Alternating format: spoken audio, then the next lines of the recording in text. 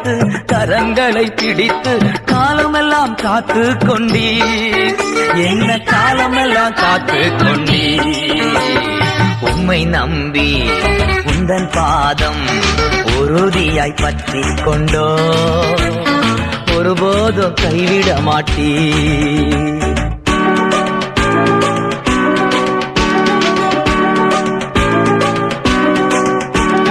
மகனாக மகளாக அப்பா என்றழைக்கும் உரிமையை எனக்கு தந்தீர், மகனாக மகளாக அப்பா என்றழைக்கும் உரிமையை எனக்கு தந்தீர், ஐயா உரிமையை எனக்கு தந்தீர்.